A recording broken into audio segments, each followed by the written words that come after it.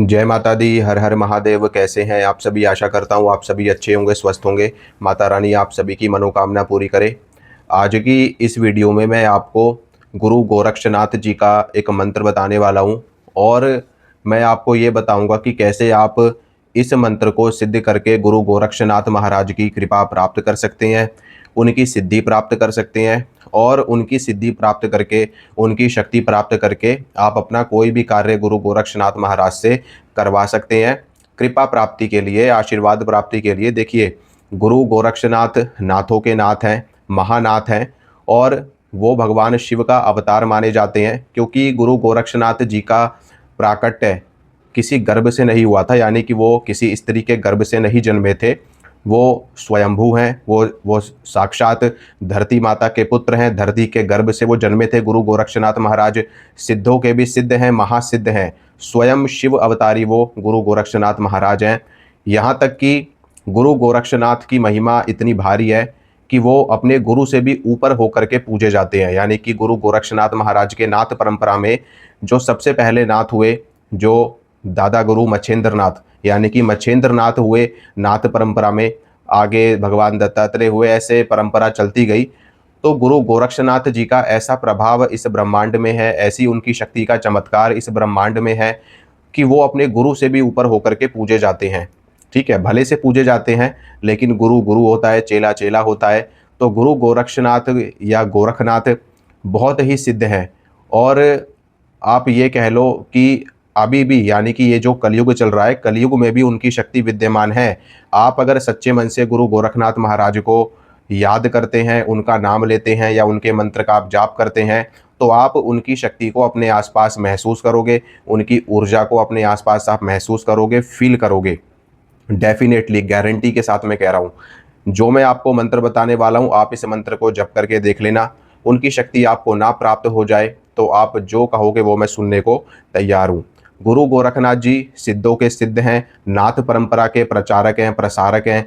नाथ परंपरा के साथ साथ में शाबर मंत्रों की रचना, इसके अलावा हठ योग, अनेकानेक शस्त्र, अनेकानेक शास्त्र, अनेकानेक उन्होंने दिव्य ज्ञान आने वाली जनमानस पीढ़ी को प्रदान किया, अपने शिष्यों को प्रदान किया और जन कल्याण के लिए वो सदैव तत्पर रहे। उन्होंने अनेकानेक सिद्धियां प्राप्त की, अनेकानेक देवताओं की शक्तियां प्राप्त करी और अनेकानेक चमत्कार अपने जीवन में दिखाए। गुरु गोरखनाथ जी का डंका पूरे भारतवर्ष में बजता है। पूरे भारतवर्ष में ही नहीं, नेपाल हो या कोई भी एरिया हो, नेपाल है, पाकिस्तान है, सभी जगह गुरु गोरक्षनाथ जी का नाम, राजस्थान, यानी कि पूरा भारत तो है ही है, इसके अलावा भी हर जगह उनका नाम लिया जाता है, उनको याद किया जाता है। नाथ संप्रदाय में शाबर मंत्रों की बहुत ही ज़्यादा महत्वपूर्ण भूमिका मानी जाती है, क्योंकि जो शाबर मंत्र हैं वो ही एकमात्र ऐसे मंत्र हैं जो कलयुग में कीलित नहीं है। कलयुग में सभी मंत्र कीलित हैं, वैदिक हो, पौराणिक हो, शास्त्रिक हो, ठीक है, बीज मंत्र हो या तांत्रिक मंत्र हो, अघोर मंत्र हो, सभी प्रकार के मंत्र कीलित हैं, सिर्फ और सिर्फ शाबर मंत्रों को छोड़ करके।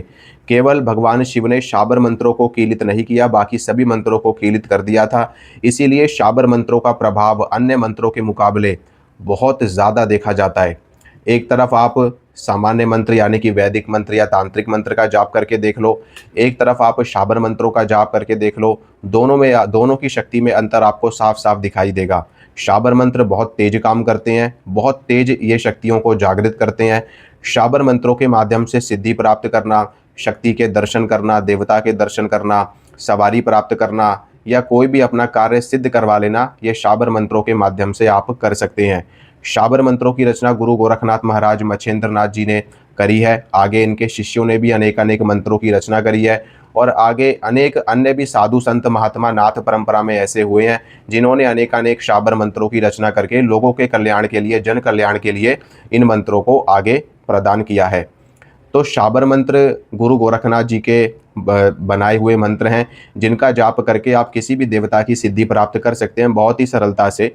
शाबर मंत्र इसलिए भी तेज काम करते हैं क्योंकि इन मंत्रों में देवताओं को दुहाई दी जाती है, देवताओं को आन दी जाती है, उनको कस्में दी जाती हैं और कुछ एक मंत्र तो ऐसे भी है जिसमें देवताओं को और भी अन्य तरीके से, मतलब उनको अनेक अनेक, अगर अगर आप ऐसा काम ना करें तो आपका नरक कुंड में वास हो, अनेक अनेक इस तरह की प्रणाली भी यूज़ करी जाती है। जिसमें देवता को वचनबद्ध होकर के काम करना ही पड़ता है। इसीलिए शाबर मंत्र बहुत तेज काम करने वाले माने जाते हैं। कई बार बहुत से ऐसे साधक हैं जिनके मन में ये भी बात आती है कि क्या हमें अपने देवता को इस तरह के आन देनी चाहिए कि आप मेरा काम ना करें तो आपको शिव की दुहाई, आपको नारायण की दुहाई, आपका नरक कुंड में वास हो, या सूकर मेला में जाओ, या इस तरीके की क्या दुहाई हमें देवता को देनी चाहिए। देखिए, शाबर मंत्रों की रचना इसी तरीके से हुई है। ये मंत्र इसी तरीके से कार्य करते हैं। अगर इन मंत्रों में ये दुहाई ना हो, इन मंत्रों में ये आन ना हो, कस्में ना हो, तो ये मंत्र भी वैदिक मंत्रों की तरह ही हो जाएंगे। और फिर आप ऐसा क्यों सोच ही क्यों रहे हो?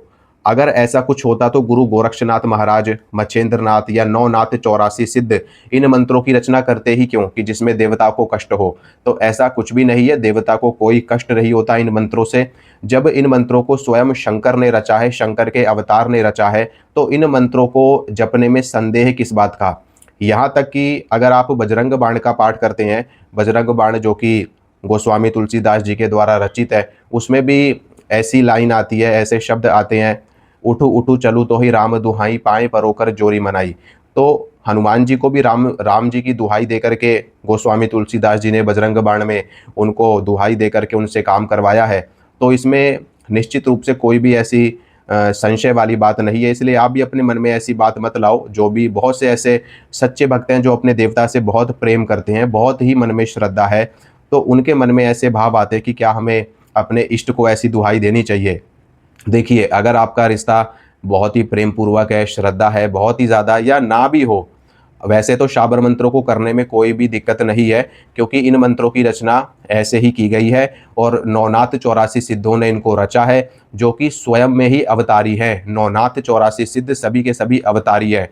ठीक है, कोई भी ऐसा उसमें साधु संत या महात्मा ऐसा नहीं है कि जो अवतारी ना हो। किसी न किसी अंश के अवतार सभी हैं। कोई नारायण का अवतार है, कोई भगवान शिव का, कोई ब्रह्मा जी का अवतार है, कोई किसी ऋषि का अवतार है, कोई इंद्र का अवतार है, कोई माता पार्वती का अवतार है, कोई किसी अन्य देवता का अवतार है, कोई सूर्य नारायण का अवतार है।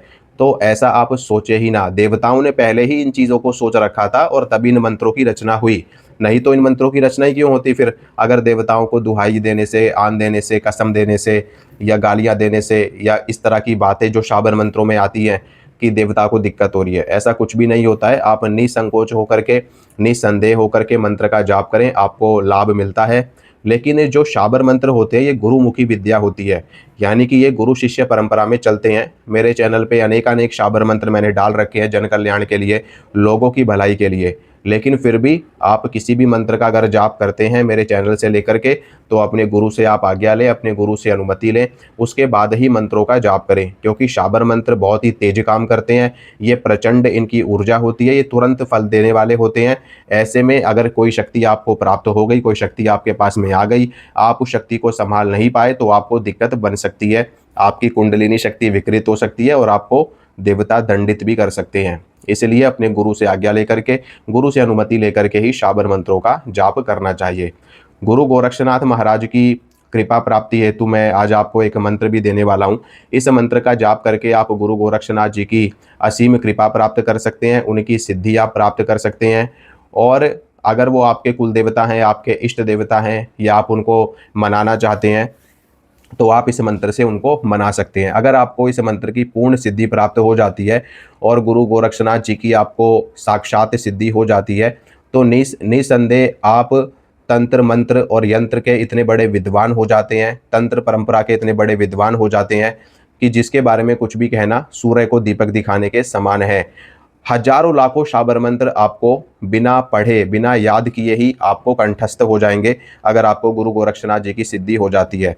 अनेक अनेक देवी देवता आपको स्वतः प्राप्त होने लगेंगे, स्वतः सिद्ध होने लगेंगे, क्योंकि गुरु गोरखनाथ जी के बेड़े में अनेकानेक सिद्ध, अनेकानेक देवता, अनेकानेक देवियाँ, अनेकानेक क्षेत्रीय देवता, ग्राम देवता, स्थान देवता, लोक देवता, ठीक है, अनेकानेक शक्तियाँ गुरु गोरक्षनाथ जी के बेड़े में चलती है। विशेष रूप से गोगा जहांवीर, पांच बावरी, माता काली, माता मसानी, माता दूतनी, ठीक है, क्षेत्रपाल, और ब्रह्मा विष्णु महेश की तो विशेष कृपा गुरु गोरखनाथ जी पे है ही, क्योंकि वो शिव के अवतार हैं, तो उनको त्रिदेव की भी सिद्धि है।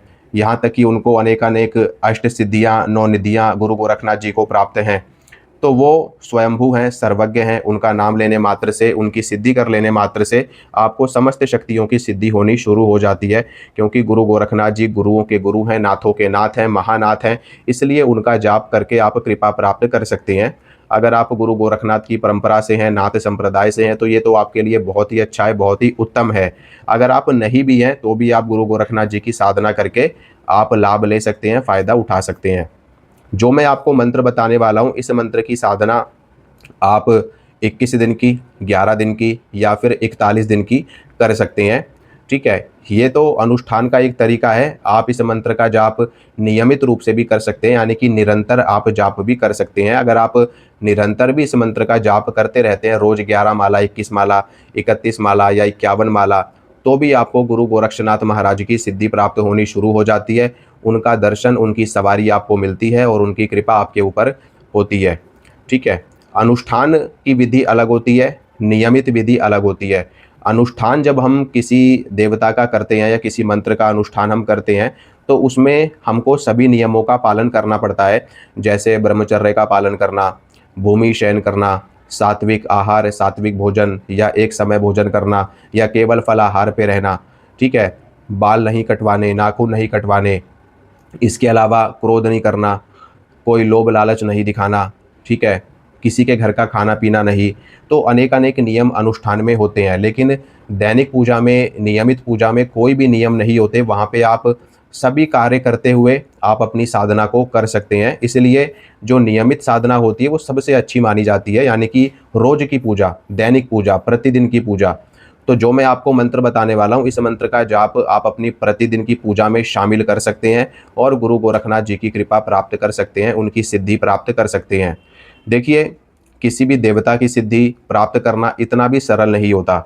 बहुत सारी इसमें परीक्षाएं होती हैं, बहुत आपका मन भटकेगा, बहुत आपको देवता आपकी परीक्षा लेंगे, आपका आपका टेस्ट लेंगे, आपका मन भटकेगा। तो अगर मन आपका मजबूत रहता है, आपका मन भटकता नहीं है, आप परीक्षाओं में सफल हो जाते हैं, तो निश्चित ही गुरु गोरखनाथ जी का दर्शन आपको प्राप्त होगा भविष्य में। अन्यथा अगर आप भटक जाएंगे, साधना को बंद कर देंगे या फिर आप गलत रास्ते पे चले जाएंगे, तो फिर आप भूल जाना कि आपको गुरु गोरखनाथ जी के दर्शन कभी हो पाएंगे। गुरु गोरखनाथ जी ही नहीं, किसी भी देवता के दर्शन प्राप्त करने के लिए आपका मनोबल, आपका आत्मबल, आपका शारीरिक बल बहुत ही ज़्यादा होना चाहिए। सबसे ज़्यादा मजबूत आपका मनोबल होना चाहिए, क्योंकि मन के हारे हार है, मन के जीते जीत। इसलिए अगर आपका मन कमज़ोर पड़ गया तो आपकी आत्मा और आपका शरीर खुद ही कमज़ोर पड़ जाएगा, आप अपनी साधना से भटक जाएंगे। क्योंकि इस संसार में जो मोह माया वाली चीज़ें हैं वो हमेशा एक साधक को, एक भगत को या हर किसी को मोहित करती रहती हैं। जो भगवती आदि शक्ति जगदम्बा की माया इस ब्रह्मांड में फैली हुई है, धन दौलत, गाड़ी बंगला, ठीक है, परिवार, पत्नी, ये जो माया रूपी संसार है, ये हमेशा साधक को, भगत को या आम जनमानस को मोहित करते रहते हैं। इसलिए इन चीज़ों से लड़ते हुए, इन चीज़ों से झगड़ते हुए, इन चीज़ों में रहते हुए अगर जो साधक साधना में आगे बढ़ जाता है तो वो खरे सोने के समान हो जाता है। इसीलिए साधु संत महात्मा गृह त्याग करके एकांत में जा कर के साधना करते हैं, तपश्चर्या करते हैं, गुफाओं में, कंदराओं में, पहाड़ों पे, वृक्षों के नीचे बैठ करके तप करते हैं, ताकि वो इन चीज़ों से डिटैच होकर के अपनी साधना को ईजिली सिद्ध कर पाएँ। सबसे ज़्यादा मुश्किल तो घर गृहस्थी वालों के लिए होता है, क्योंकि उनको घर गृहस्थी में भी रहना होता है, परिवार में भी रहना होता है, परिवार की देखभाल करना, ठीक है, सभी चीज़ों को मेंटेन करना, साथ में साधना भी करना। तो सबसे ज़्यादा दुष्कर उनके लिए होता है। एक बार को साधु संत सन्यासी एकांत में जा कर के कर सकते हैं, ना उनको परिवार की चिंता, ना किसी चीज़ की चिंता, ना भोजन की, ना पानी की, पर वो साधना करते हैं। ऐसा नहीं है कि उनको कष्टों का सामना नहीं करना पड़ता, उनको भी बहुत कष्टों का सामना करना पड़ता है, बहुत कुछ त्यागना पड़ता है। त्यागना ही सबसे ज़्यादा मुश्किल है। ठीक है, भोजन को त्यागना, जल को त्यागना, अपने परिवार को त्यागना, ठीक है, अपनी वासनाओं को त्यागना, क्रोध को त्यागना, सबसे मुश्किल काम ही है त्याग करना। और बिना त्याग के सिद्धि प्राप्त होती ही नहीं है। ये इस ब्रह्मांड का एक कड़वा सत्य है। अगर किसी भी साधक को आपने देखा होगा जो सिद्ध होगा वास्तव में, ठीक है, उसके जीवन को आप देखना, उसने बहुत कुछ छोड़ा होगा, बहुत कुछ त्याग किया होगा, तब जा कर के उसको वो सिद्धि प्राप्त हुई होगी। अन्यथा भोग पे चलाने वाले तो सारे ही आपको मिल जाएंगे, जो देवताओं को भोग पर चला रहे हैं, लेकिन उनमें वास्तविक सिद्धि नहीं है। ठीक है, माता काली को भेंट दे दी, माता मसानी को भेंट दे दी, ठीक है, भगवान को भेंट दे दी, सबको भेंट दे दे के चला रहे हैं ये, पर वास्तविक सिद्धि इनके अंदर नहीं है, वास्तविक ज्ञान इनके अंदर नहीं है। माया में ये फंसे पड़े हैं। ठीक है, 1 लाख लेकर के आओ, 50,000 लेकर के आओ, 1.5 लाख लेकर के आओ, हम हवन करेंगे, हम ये करेंगे, हम वो करेंगे। ठीक है, तो माया तो इनसे छूटी ही नहीं, तो सिद्धि इनको क्या प्राप्त होगी? क्या खाक मिलेगी इनको सिद्धि? इनको कोई सिद्धि नहीं हो पाती है। ये सिर्फ और सिर्फ देवताओं को भोग पे चलाते हैं, उतारा करते हैं, भोग के भरोसे, भोग के ऊपर सारी चीज़ों को करते हैं।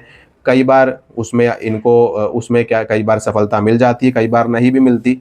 ठीक भी है, जिसकी जैसी पद्धति है, जिसकी जैसी गुरु परंपरा है, उस हिसाब से साधक कार्य करते हैं। चलिए, बातें तो बहुत हो गई, मैं आपको गुरु गोरखनाथ जी का मंत्र बताता हूँ, फिर इसके जाप का विधान मैं आपको बताता हूँ। तो मंत्र सुनिए। मंत्र इस प्रकार है, ओम शिव गोरक्ष। ठीक है, ओम शिव गोरक्ष, ओम शिव गोरक्ष, एक तो ये मंत्र है। और एक दूसरा मंत्र है, ओम शिव गुरु गोरखनाथाय नमः, ओम शिव गुरु गोरखनाथाय नमः। ये 2 मंत्र हैं गुरु गोरखनाथ जी के। इन दोनों में से कोई भी मंत्र आप जप सकते हैं, जो आपको अच्छा लगे, जो आपको पसंद हो, उस मंत्र का जाप करके आप गोरखनाथ महाराज की कृपा, उनकी सिद्धि प्राप्त कर सकते हैं। धीरे धीरे करके उनका आशीर्वाद आपके ऊपर बनना शुरू हो जाएगा और आपको निश्चित रूप से एक समय ऐसा आएगा जब आपको सिद्धि प्राप्त होगी। देखो, डेली रूटीन की साधना में, डेली रूटीन की पूजा में तो कोई नियम की आवश्यकता है नहीं। वहाँ पे आप कैसे भी रहो, कुछ भी खाओ, कुछ भी पियो, बस अपनी साधना को करते रहो। लेकिन अंडा, मीट, मछली, इन सभी चीज़ों का सेवन आपको नहीं करना है। प्याज लहसुन एक बार को चल जाएगा, लेकिन अंडा, मीट, मछली, इन चीज़ों को आपको नहीं करना है। पर स्त्री गमन नहीं करना आपको, इन 2 चीज़ों से बचकर रहना, तभी आपको सिद्धि मिल पाएगी, वरना नहीं मिलेगी। दूसरा जो विधान मैंने आपको बताया है वो है अनुष्ठान की विधि। अनुष्ठान की जो विधि होती है उसमें आपको पूरी इसकी साधना 21 दिन की होती है, 41 दिन की होती है। तो 21 दिन तक, 41 दिन तक सभी नियमों का पालन करते हुए आपको मंत्र जाप करना होता है। ठीक है, मंत्र आप करें, 1.25 बार जाप करें मंत्र का, तो आपको गुरु गोरखनाथ जी का एक सूक्ष्म दर्शन प्राप्त होता है। ठीक है, डेफिनेटली होगा, आपको सूक्ष्म दर्शन उनका मिलेगा आपको। लेकिन पूर्ण प्रत्यक्ष दर्शन प्राप्त करने के लिए आपको बड़ी तपस्या करनी पड़ सकती है। उसके लिए हो सकता है आपको 3 वर्ष, 5 वर्ष या 12 वर्ष तपना पड़े, तपस्या करनी पड़े, तब जाकर के आपको उनका प्रत्यक्षीकरण हो। लेकिन सूक्ष्म दर्शन आपको साधना से प्राप्त हो जाएगा, आशीर्वाद उनका प्राप्त हो जाएगा। ठीक है, हो सकता है स्वप्न में वो आपको कुछ ज्ञान भी दे दें, कुछ आपको बता भी दें, या किसी न किसी ऐसे सिद्ध गुरु से आपको मिलवा दें जहाँ से आपको एक रास्ता मिल जाए। ठीक है, तो आप इस मंत्र का जप करिए। माता भगवती आप सभी का मंगल करे, कल्याण करे। जय माता दी। हर हर महादेव।